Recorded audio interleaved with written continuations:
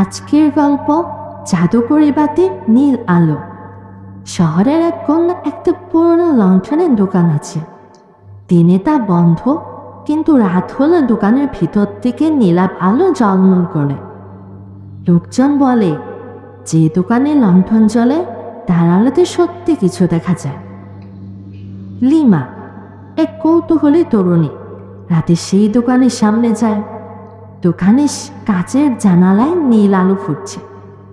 ভেতরে ঢুকে সে দেখতে পায় শুধু একটি লণ্ঠন, যেটি তার হাতের দিকে অদ্ভুতভাবে আলো ছড়াচ্ছে। লণ্ঠনের আলোয় দেখা দেয় এক ছোট্ট ছায়ামূর্তি, যার চোখে আছে নরম নীল আভা। ছায়াটি বলে, যে কেউ আমার আলোকে ধরে রাখবে সে অতীতের একটি ভুল সংশোধন করতে পারবে। রিমা হেলা ফেলা করে লণ্ঠনটা হাতে নেয়। হঠাৎ চারপাশে বাতাসে শব্দ হলো। পুরনো শহরের রাস্তা, বন্ধ খেলার মাঠ, হারিয়ে যাওয়া বন্ধুদের হেসে ওঠা।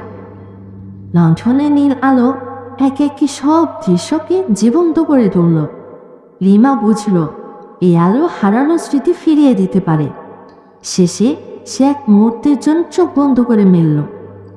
লণ্ঠনটি নীল আলো ছড়িয়ে তার হাতে জ্বলছে, আর ছায়া ধীরে ধীরে অদৃশ্য হয়ে গেল।